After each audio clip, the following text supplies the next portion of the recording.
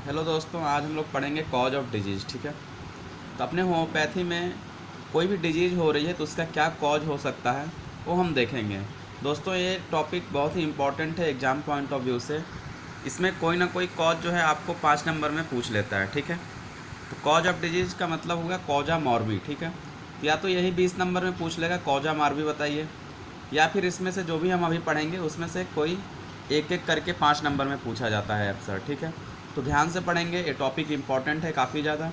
ठीक है, तो डिजीज़ के कॉज क्या है, कौन कौन से ऐसे फैक्टर हैं, कारण है जो डिजीज़ को लाती हैं, वो हम देखते हैं। ठीक है, पहला है एक्साइटिंग कॉज। ठीक है, एक्साइटिंग कॉज, फंडामेंटल कॉज, या फिर इसी का दूसरा नाम है मियाजमेटिक कॉज। ठीक है, मियाजमेटिक कॉज या फंडामेंटल कॉज ही ऐसा कॉज है जो कि ट्रू नेचुरल क्रोनिक डिजीज़ को डेवलप करता है। ठीक है, तो फंडामेंटल कॉज का भी वन बाय वन हम लोग एक एक करके देखेंगे। फिलहाल देखते हैं फंडामेंटल कॉज क्या है। Development of true natural chronic disease. ठीक है, तो फंडामेंटल कॉज को ही क्या बोलते हैं, मियाजमेटिक कॉज बोलते हैं। तो अगर आपको फंडामेंटल कॉज पूछ रहा है तो आप मियाजमेटिक कॉज थोड़ा बहुत मियाज के बारे में लिखेंगे अकॉर्डिंग टू कितने नंबर का क्वेश्चन है। ठीक है, थर्ड है कॉज मेंटेनिंग कॉज। ठीक है, इसके बारे में अभी देखते हैं मेंटेनिंग कॉज। फोर्थ है इम्पॉर्टेंट, जो कि अक्सर एग्जाम में पूछा जाता है। ठीक है, 5 नंबर में अक्सर पूछा जाता है, हो सकता है आपको मिलेगा कॉजा, दिस वन इज द सी, कॉजा ओकेजनलिस। ठीक है, कॉजा ओकेजनलिस का मतलब होता है दो लोगों का मिक्सर है, एक्साइटिंग कॉज और मेंटेनिंग कॉज। ठीक है, तो इसमें से एक्साइटिंग कॉज की वजह से भी हो सकता है और मेंटेनिंग कॉज की वजह से हो सकता है। तो हम लोग पढ़ेंगे कॉजा ओकेजनलिस, जिसके अंदर हम लोग दो टॉपिक कवर कर लेंगे, एक्साइटिंग कॉज और मेंटेनिंग कॉज। फिफ्थ नंबर है प्राइमरी कॉज, प्राइमरी कॉजा मॉर्बी। ठीक है, इसका मतलब हुआ प्राइमरी कॉज ऑफ डिजीज़। तो प्राइमरी कॉज ऑफ डिजीज़ जो है मियाज में होता है। ठीक है, जो कि फंडामेंटल कॉज है। तो प्राइमरी कॉज ऑफ डिजीज़ में हम लोग ये देख लेंगे। 6 नंबर पे है कॉजा प्राइमरी। कॉजा प्राइमा क्या है वो भी अभी हम लोग देखेंगे डिटेल में। प्रॉक्सिमेट कॉज मतलब इमीडिएट कॉज या नियरेस्ट कॉज। ठीक है, तो जो भी डिजीज हो रही है उसका नियरेस्ट कॉज क्या है वो हम इसमें देखेंगे। ठीक है, तो इसमें आपको दो चीज़ें आपको लर्न होनी चाहिए, दो चीज़ें अक्सर पेपर में पूछी जाती है, कॉजा ओकेजनलिस और कॉजा प्राइमा। 5-5 नंबर के आते हैं, तो आप लोग फिर से देख लें, exciting cause, fundamental cause, maintaining cause, causa occasionalis, primary cause, causa morbi, causa prima और प्रॉक्सिमेट कॉज। ठीक है, तो अगर हम इसको डिस्कस करते हैं तो एक्साइटिंग कॉज और मेंटेनिंग कॉज एक साथ निकल जाएगा। ठीक है, तो सबसे पहले हम डिस्कस करते हैं कॉजा ओकेजनलिस। ठीक है दोस्तों, कॉजा ओकेजनलिस एफोरिज्म नंबर 7 में दिया हुआ है। इसका मतलब क्या हुआ, इट मीन्स एक्साइटिंग या मेंटेनिंग कॉज। आ गई ना वो दोनों बात। इसका मतलब क्या हुआ, एक्साइटिंग या maintaining cause, any one of it may occasion of a disease condition hence so named.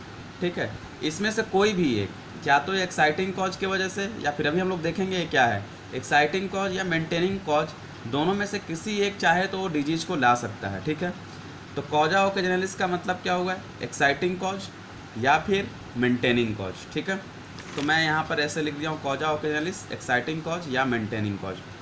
Exciting cause aphorism 5 और 73 में है। मेंटेनिंग कॉज बहुत जगहों पे है, एफोरिज्म 7 और 77 के फुटनोट में है।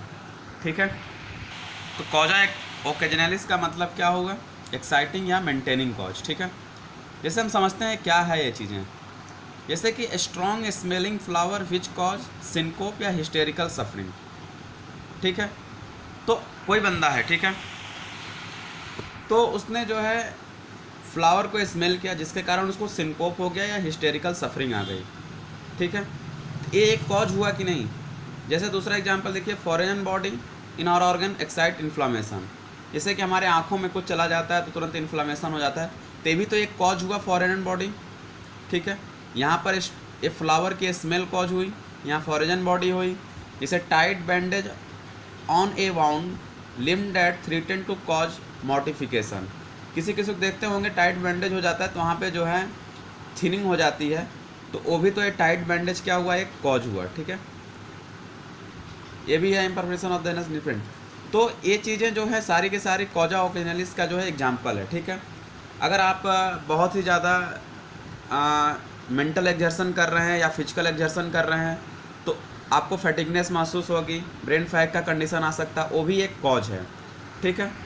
तो कॉज कुछ भी हो सकता है, ठीक है। उसमें हम अगर दोनों पे अगर अलग अलग रूप से देखें, एक्साइटिंग और मेंटेनिंग के थेरेपेटिक्स इंपॉर्टेंस पे देखें तो क्या देखने को मिलेगा दोस्तों। थेरेपेटिक्स देखने के पहले थोड़ा सा इसको और समझते हैं। एक्साइटिंग कॉज मतलब हो गया क्या कि the cause which excite a disease condition either acute हो डिजीज या फिर क्रोनिक हो, उसको क्या कर दिया, एक्साइट कर दिया, ठीक है। तो इन क्रोनिक डिजीज, तो एक्साइटिंग कॉज क्या हुआ, the cause which excite a disease condition either acute disease या फिर क्रोनिक डिजीज, ठीक है। जरा इसको समझते हैं क्या मैं कह रहा हूँ। जैसे कि मान लो कि किसी बंदे को ब्रोंकियल अस्थमा है, ठीक है, क्या है, ब्रोंकियल अस्थमा है, ठीक है। अब उसने कभी जो है कोल्ड का एक्सपोजर हो गया, पुराना है, क्रोनिक डिजीज है, ठीक है, लेकिन बारिश हुई, कोल्ड का एक्सपोजर हो गया तो इसके अस्थमा ने क्या कर दिया, एग्रेवेट हो गया, बढ़ गया, ठीक है। तो दिस वन इज द क्या हो गया, cold is the exciting cause. इसने क्या किया, डिजीज को बढ़ा दिया। समझने आ रहा है बाद में क्या कर रहा हूँ। तो cold act as a exciting cause, ठीक है। तो कोई भी ऐसा डिजीज है, ठीक है, जो कि एक्यूट हो या फिर क्रोनिक हो, अगर कोई भी कॉज ऐसा आ जा रहा है जिसके कारण वो क्या हो रहा है, बढ़ जा रहा है डिजीज, तो वही क्या हो गया, एक्साइटिंग कॉज, एक्साइट कर दिया डिजीज को, ठीक है। तो अब हम देखते हैं, इस एग्जांपल से आप एक्साइटिंग कॉज को समझ गए होंगे। अब हम इसका देखते हैं थेरेपेटिक्स वैल्यू, ठीक है।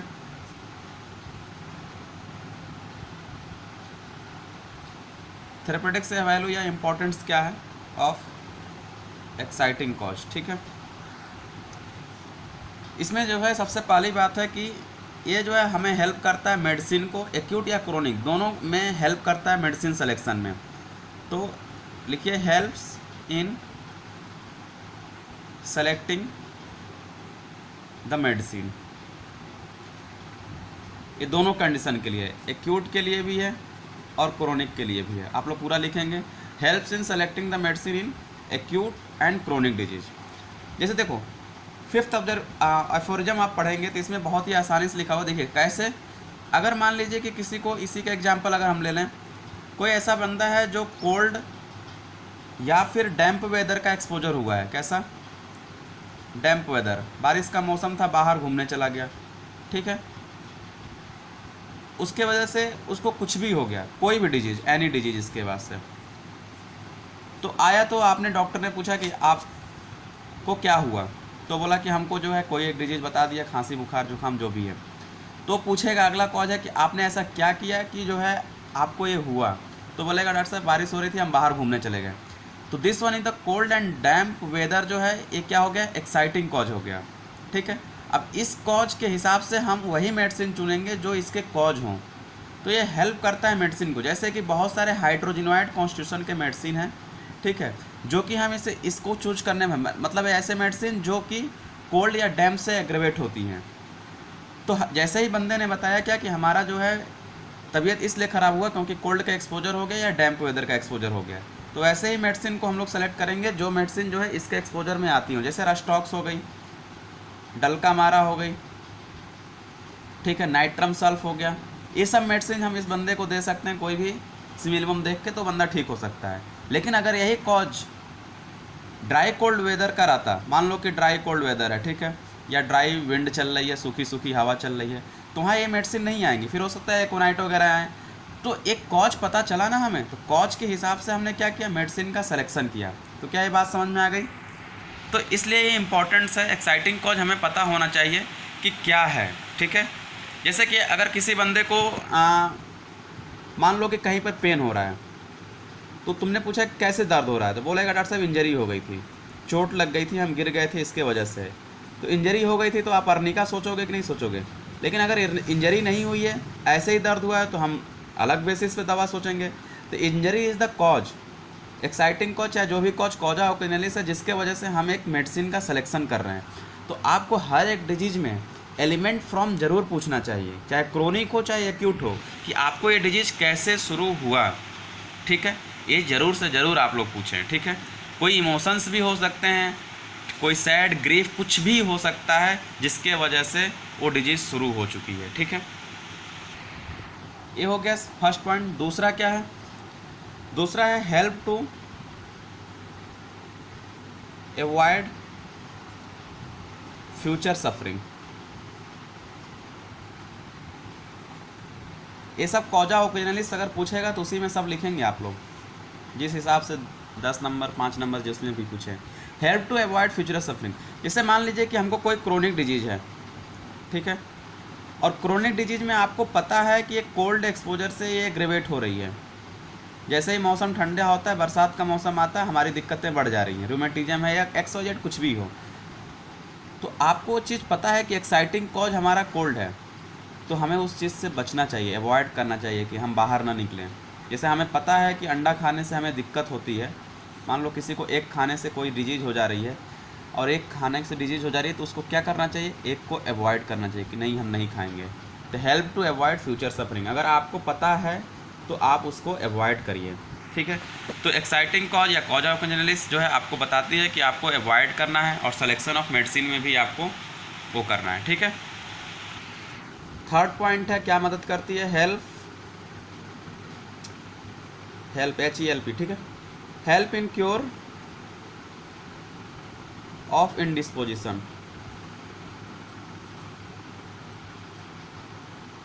ठीक है, मतलब अगर एक कॉज निकाल दिया जाए, हेल्प इन क्योर इन इंडिस्पोजिशन, मतलब अगर एक कॉज निकाल दिया जाए, चाहे इंजरी है, चाहे यहाँ कोल्ड डैम्प वेदर का है, तो अगर ये निकाल दिया जाए कि हाँ इस मेडिसिन से हमने कहाँ गया रास्ता, इस मेडिसिन से ये कॉज निकलेगा, ये कॉज निकलेगा, तो अपने आप ये डिजीज़ क्या होगी? क्योर हो जाएगी। तो वही मैंने लिखा है हेल्प इन द, कहाँ गया? Help in the cure of indisposition, यानी कि आप रिमूव करिए कॉज को और रिस्टोर द हेल्थ करिए। ठीक है, तो एक्साइटिंग कॉज के अंतर्गत हम लोग 3 हेडिंग में पढ़ें थेरेपेटिक्स इंपॉर्टेंस क्या है। ठीक है, एक्साइटिंग कॉज दोनों जगह पर काम कर सकती है, एक्यूट और क्रोनिक। ठीक है, अगला है मेंटेनिंग कॉज। ठीक है, कभी कभी क्या होता है ना, जैसे कि मान लीजिए कि किसी को चीफ कंप्लेन में मिलता है क्या कि हम पेंट की दुकान में काम करते हैं या फिर हम पेंटर हैं एक, तो वो अपना तो जॉब छोड़ नहीं सकता, लेकिन हो सकता है अम्बलिकस रीजन में उसको क्या हो रहा हो? पेन हो रहा हो। ठीक है, वहाँ पर पेन हो रहा हो पेट में, तो इसका कॉज है ये पेंट। ठीक है, तो अब उसको तो मेंटेनिंग कॉज हमेशा आप कोई भी मेडिसिन यहाँ पर देंगे यार, तो ये ठीक नहीं होगा, क्योंकि ये अपना जॉब नहीं छोड़ सकता है, इसी पेंट के नाते जो है इसको दर्द हो रहा हो।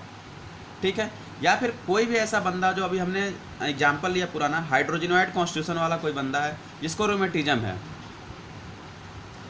और ऐसा काम कर रहा है जहाँ पर वो डैम प्लेस का ही काम है वो। ठीक है, अब उसको वर्क ही वैसा है उसको कि वो जो है गीली जगहों पे, डैम्प जगहों पे काम करेगा, तो जॉब छोड़ नहीं सकता, तो इसका रूमेटिज्म कैसे ठीक होगा? ठीक नहीं हो पाएगा।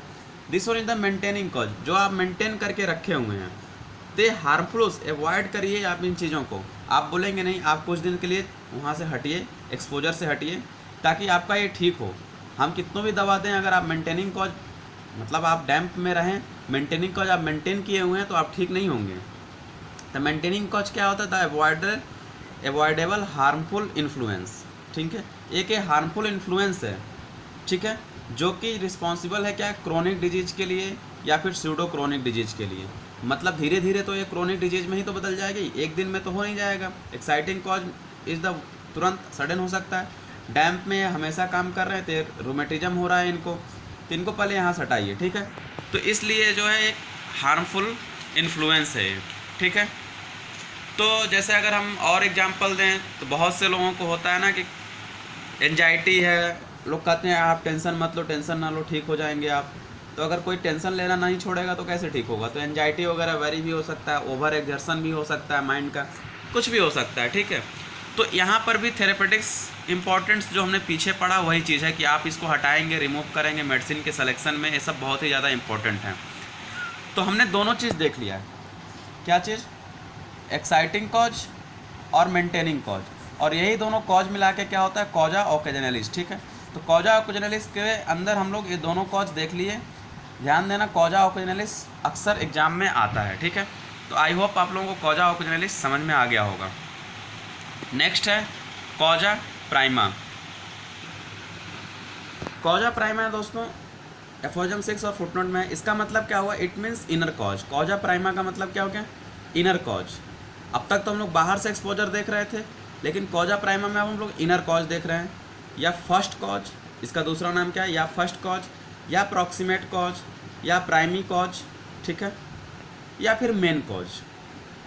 यानी कि इनर कॉज है। अब इंटरनल से देखना है, देखते हैं क्या है। According to allopath all disease is due to bacteria virus ETC। सही बात है, वो लोग यही मानते हैं कि जो है सारी डिजीज वायरस बैक्टीरिया फंगस के नाते हो रहा है, और आप इनको रिमूव कर दीजिए बंदा क्योर हो जाएगा। लेकिन हम लोग क्या करते हैं, but such stupid ideas is treatment constructed in footnote of 6। तो क्या 6 नोट में लिखा हुआ है, on contrary Hahnemann sir emphasized that there must be ways at least 2 cause for production of disease। तो कह रहे हैं क्या कि कोई भी डिजीज अगर हो रही है किसी बंदे को तो 2 कॉज हैं जिसके वजह से हो रही है। एलोपैथ वाले क्या मानते हैं, बैक्टीरिया वायरस ETC वगैरह वगैरह, लेकिन हम लोग क्या मानते हैं, 2 कॉज। पहला कॉज क्या है, प्राइमरी कॉज, जिसको हम लोग मियान बोलते हैं। दोस्तों मियान पे एक अलग टॉपिक है, पूरा डिटेल में मैंने मियान बता रखा है। मियान में 2 वीडियो हैं, पार्ट 1 पार्ट 2 करके, तो आप लोग जाके इसको ज़रूर देखेंगे कि मियान कैसे हेल्थ को इफ़ेक्ट करता है, ठीक है, कैसे हमारे वाइटल फोर्स को ये जो है इफेक्ट पहुंचाता है मियान, कि हमें डिजीज़ हो जाती है। तो प्राइमरी कॉज और यही मेन कॉज है जो कि आपको डिजीज़ की ओर लेके जाती है। सेकेंडरी कॉज है, सेकेंडरी कॉज है without help of secondary cause primary cause can not produce disease itself. यानी कि जो सेकेंडरी कॉज है ये जो है मेन कॉज है, यही जो है क्या करती है, सेकेंडरी कॉज प्राइमरी कॉज को जो है इन्फ्लुएंस करती है। ज़रा देखते हैं क्या है ये सेकेंडरी कॉज। तो ये तो इंडिस्पोजेशन से मांगते, जरा देखो, but secondary cause consist of A individual peculiar bodily constitution has hereditary factor predisposition susceptibility and environment, ठीक है। तो सेकेंडरी कॉज जो है कॉन्स्टिट्यूशन पर डिपेंड करता है कि बंदे का कॉन्स्टिट्यूशन कैसा है, ठीक है। जैसे हम एक एग्जांपल लेते हैं, जैसे कोई बंदा है, बहुत सारे लोग गए, ठीक है, शादी पार्टी अटेंड किए, सारे लोगों ने कोल्ड ड्रिंक पिया, लेकिन अगले दिन बंदा ये जो है इसको जुकाम सर्दी फीवर वगैरह हो गया। तो पहला तो इसका कॉन्स्टिट्यूशन ऐसा था कि इसको कोल्ड ने एक्सपोजर कर दिया, और लोगों को क्यों नहीं हुआ, ठीक है। सारे लोग वहाँ पे स्पाइसी मटन मिर्च मसाला खाए, लेकिन डायरिया इसी को हुआ या किसी और को हुआ।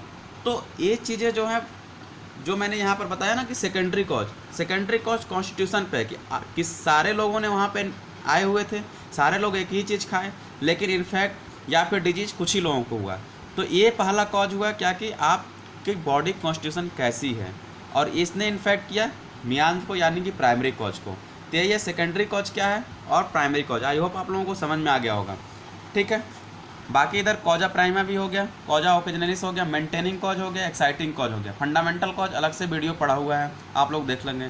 प्रॉक्सिमेट कॉज मतलब वही हो गया इमीडिएट कॉज और नियरेस्ट कॉज। तो आप लोगों को 2 चीज़ एग्जाम में अक्सर पूछे जाते हैं, कॉजा प्राइमा और कॉजा ओकेजनलिस। तो कॉजा ओकेजनलिस में हमने दोनों चीज़ बता दिया, एक्साइटिंग कॉज और मेंटेनिंग कॉज, ठीक है। आई होप आप लोगों को ये लेक्चर पसंद आया होगा। लाइक करें, शेयर करें, जो लोग नए हैं चैनल में सब्सक्राइब करें, और कमेंट करके बताएं और उन्हें कैसे वीडियो चाहिए। Thank you.